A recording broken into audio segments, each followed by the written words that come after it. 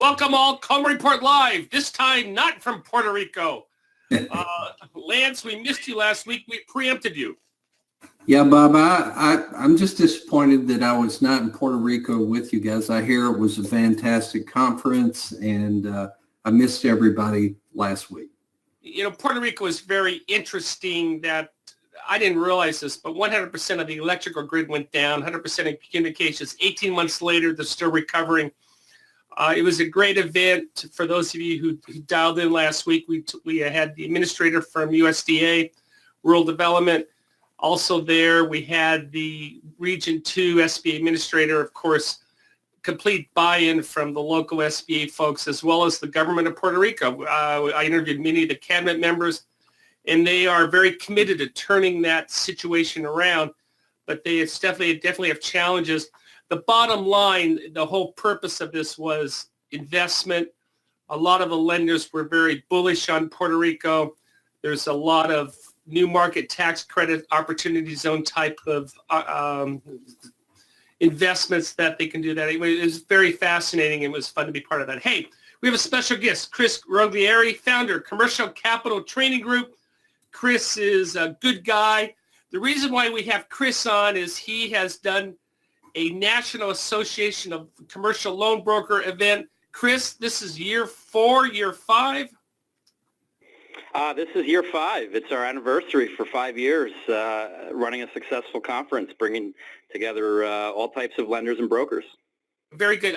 It's going to be in Henderson, Nevada. What is the purpose of this event? The purpose of our event is very simple. It's to bring together all different types of commercial lenders and the brokers that serve them and get them in one place over 2.5 days. So everything from SBA lenders to equipment leasing lenders, lenders in the alternative business lending space, even investment real estate lenders, because we're noticing brokers are starting to diversify their product offerings. So and because we've had a successful track record in doing that in the last 5 years, we are the largest gathering of commercial loan brokers in the country. This year, we expect over 1,000 attendees.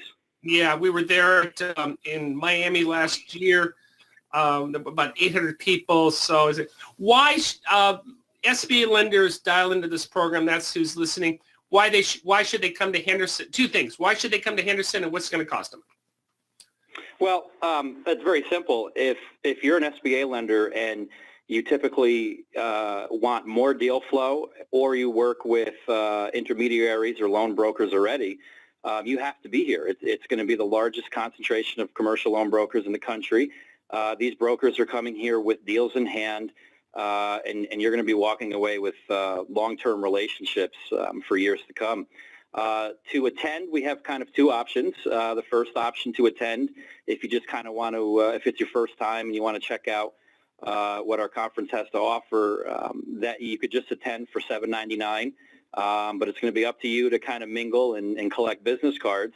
If you want to be more involved, be seen, be promoted, and actually exhibit and have a table, that is $5,000, and we call that our silver sponsorship, which also comes with 2 tickets, and the most important thing is you're going to get the attendee list which consists of everybody attending the conference that you can market to afterwards.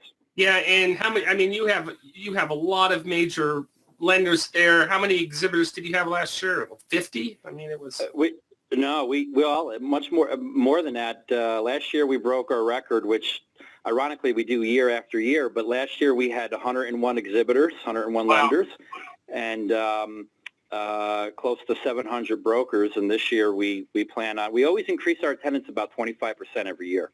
Well, it's a great event.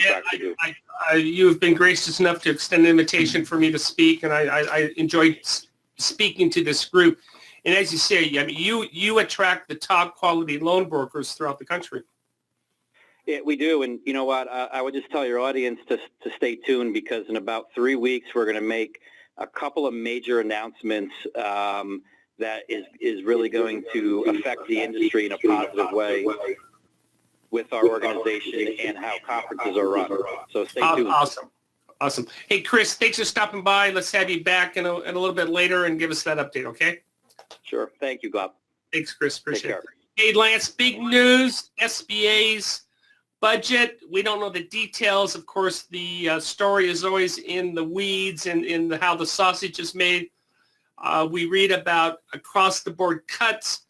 Basically, SBA doesn't have that. The only concern, and a lot of people have jumped on this, is that the budget allows, or the Congress allows SBA to flexibility to adjust existing fee structures. We don't know what that means. We don't know what OMB's black box is for calculating that subsidy rate, which directly affects the fees. My comment is we don't know. I'm not concerned about that. SBA's loan performance is at a all-time historical peak in terms of repayment, so I'm not too concerned about that. I definitely don't see, I'm going to go on a limb. I don't see them raising that 3.5% loan fee on the larger loans, Lance.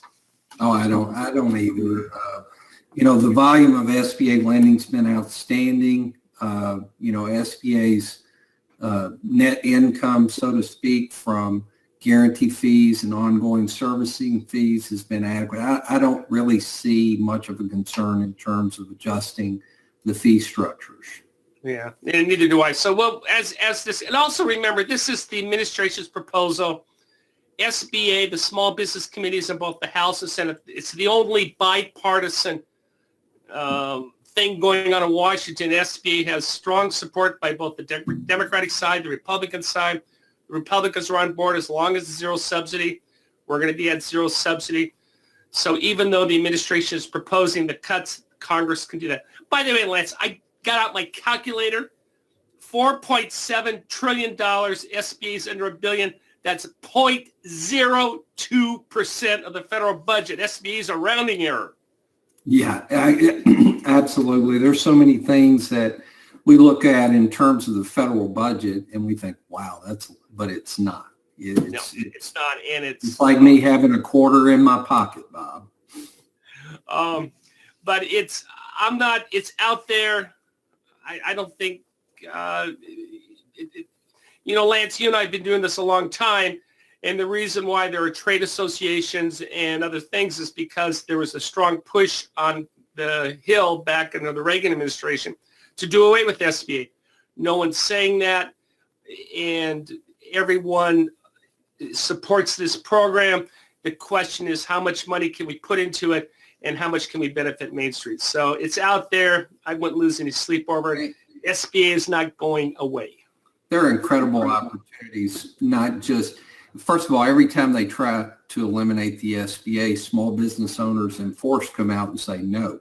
And no one's saying that. No one is saying that. And now there are cuts in, here I put this out, they're proposing cuts to the SBDCs and see, I hate the SBDC is such an important tool for a good participant bank. We talked in a webinar yesterday about how important projections, reviewing and vetting projections are in the underwriting process now. Well, the Small Business Development Center is a great place to send your startup businesses to get quality projections for your SBA loan package. Well, the SBDCs have a strong support, again, both sides of the Hill. I don't think that I don't see that going through. I know T. Rowe, the head of the SBDC's former staffer on the Hill, and I know he's working the phones and a lot of shoe leather. So this is a normal part of the process. I predict we will be okay. Oh, I do too, Bob. I think it's a non-event.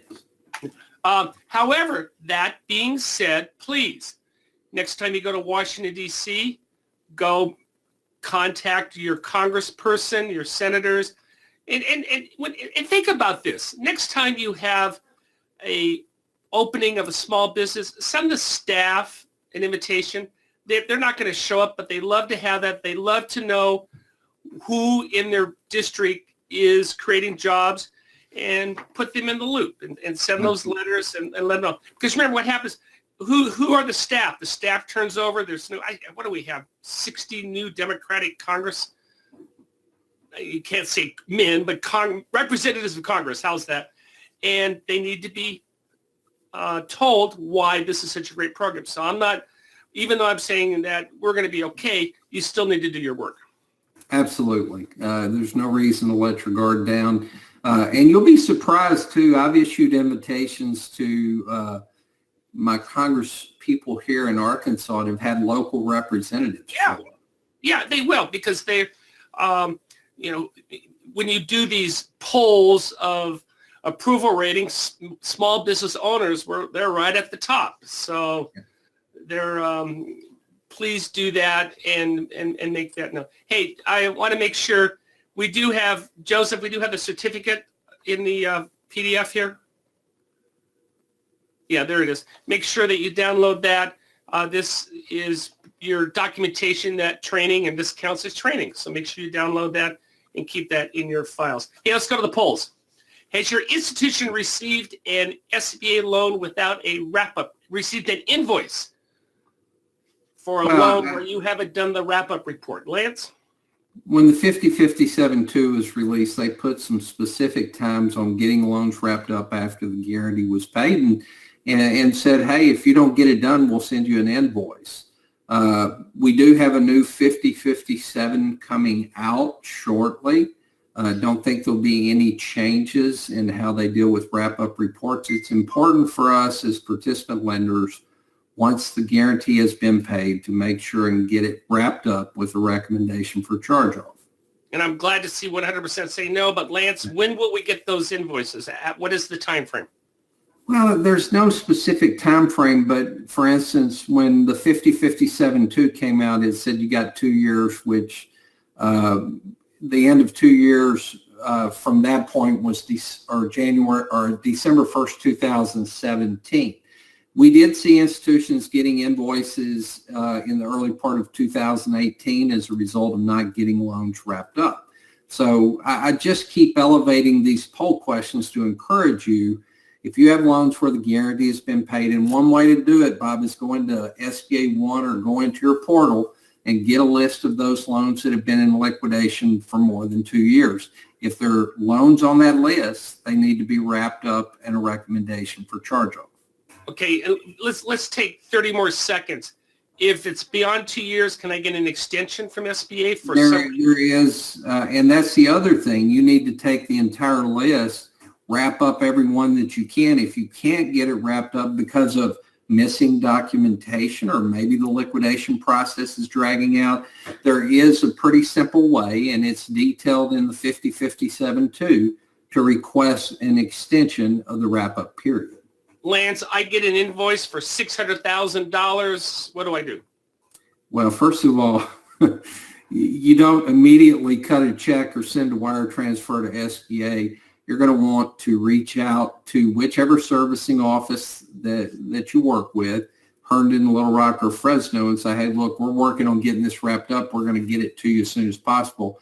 If you get that invoice, first thing you're going to, again, want to do is communicate with your servicing office and say, hey, we're working on this. We're going to send an extension request.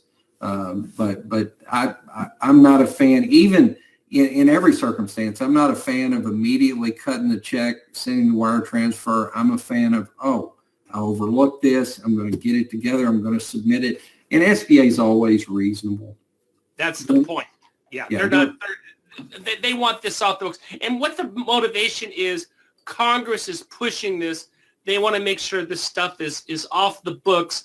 So they're pushing SBA. SBA is pushing the lenders. The purpose is not for SBA to be punitive. The purpose is, guys, let's wrap it up, do what we can, and get it off the books. Correct, Lance? And Bob, real quick, 1 minute. The trap is loans you sold on the secondary market where SBA bought back the guaranteed portion from the investors. You went through the liquidation process and got everything liquidated. And as a bank, you just charged it off and forgot about it.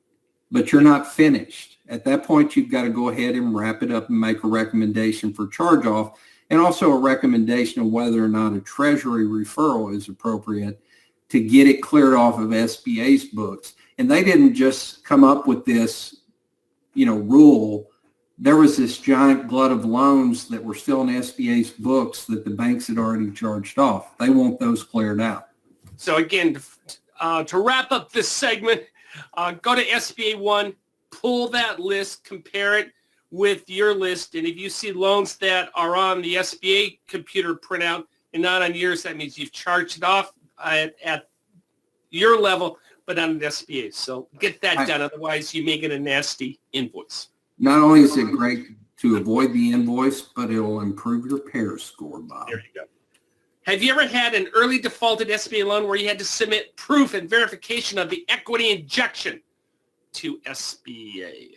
Well, real quick, early default loans, those loans that default within 18 months of the final disbursement or 18 months on a line of credit of the initial disbursement, have some extra requirements. One of the critical ones is proof of the source of equity injection, actual proof of the equity injection.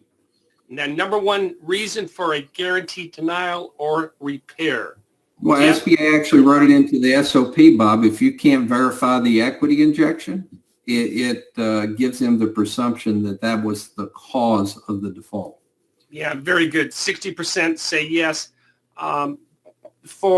Make sure in your closers, make sure they know what they are doing.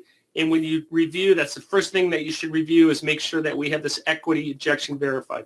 And as the majority of you have had that issue. So very good. What percentage of business acquisition loans have owner financing on standby as part of the equity injection? This is for your portfolio. Why are you asking this, Lance? Well, the 50-50 or 50-10-5J and the 50-10-5K both simplified equity injection requirements on business acquisition loans. And it's just important to note the minimum equity injection is 10%. Bob, that could be 5% owner cash and 5% seller financing that's on full standby. But it's very common on business acquisition loans to have seller financing on full standby as part of equity. And the answers are? Well, guys, in the law, just remember, guys, if you have seller financing on full standby as part of your equity injection, you've got to have the standby agreement and a copy of the note in file to provide proof of equity injection. Lance, I buy the business, the owner takes a note and it's full standby, but they come in 3 years later. Can we release it? Can we start allowing payments on that note? No, the new SOP says if it's going to be counted as equity injection, it has to be on full standby for the term of the loan. The other thing to take into account, guys, that doesn't mean that you can't have additional owner financing where they are receiving payments. It's just that cannot be counted as equity.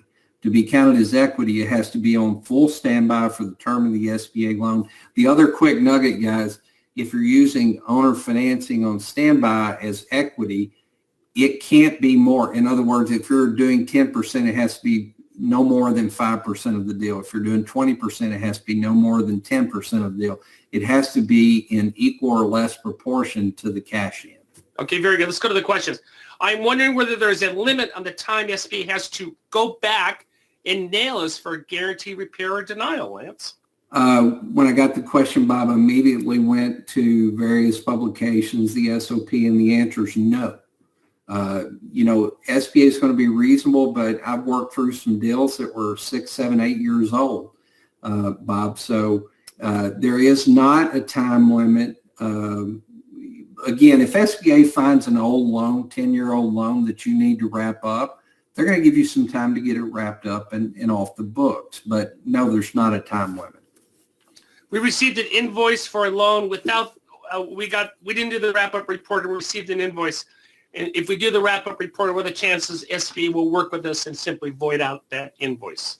I believe fully that if you go ahead and provide a full wrap-up report with a recommendation for charge-off and a recommendation on the Treasury referral, I believe that SBA will void the invoice. The bottom line is don't ignore this stuff. It's unpleasant, but take care of it. Well, and you make an excellent point, Bob, and I don't want to belabor the point, but A lot of participants get the invoice, they're like, oh my gosh, and they set it over to the side and they go out and continue to originate loans and forget about it, and they let time pass. Well, if you do that, SBA may dig their heels in and say, yeah, you got to pay it.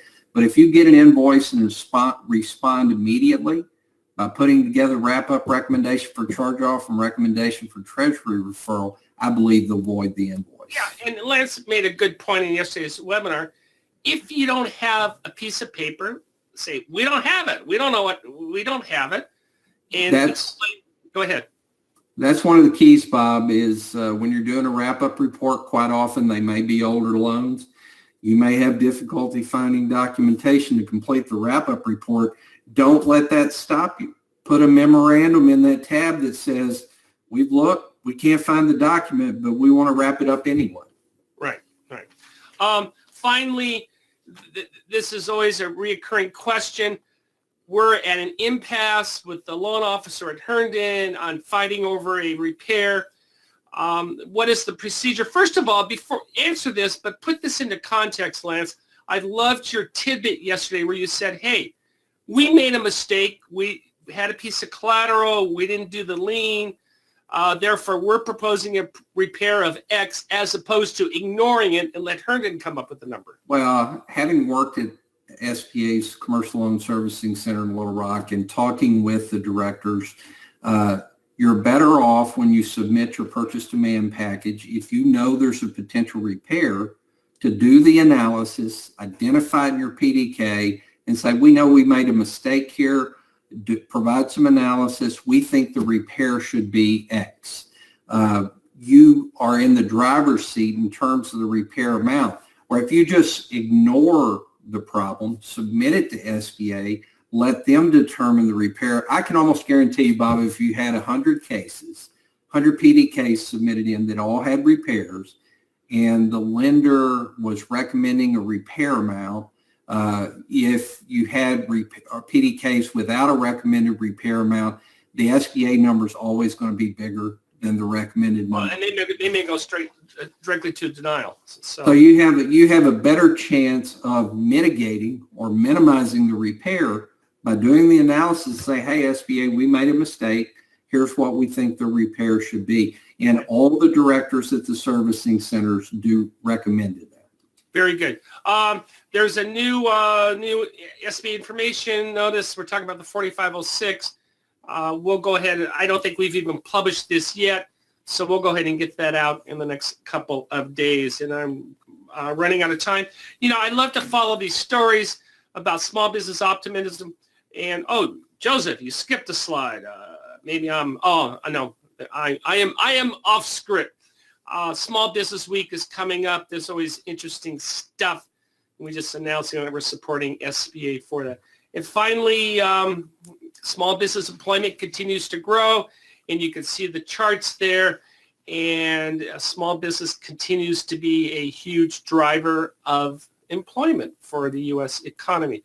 And part of the problem is, what is the definition of a small business? But the 1 to 50 employees is 12,000, under 595,000. If you add those two numbers, that brings us to our 67%. And as you can see, the chart there, we try to ignore 2009, but the economy is rocking and rolling. Hey, very quickly, secondary market quotes you should be getting. If you're interested in that, go to the website, sign up for that. We publish those every week. And since I was in Puerto Rico, I am a little behind. I'm putting together the compensation surveys, but it will be done by beginning of next week. For those of you who participated, you will receive a free report for your particular class. Finally, I'm doing a webinar in about a half an hour for the National Small Business Association talking about SBA lending. I love doing that. So who knows, maybe you will get a call. And of course, those are our upcoming events. So with that, thank you very much for joining us. Glad to be back from Puerto Rico. We'll talk to you next week. Thank you all. Have a good weekend.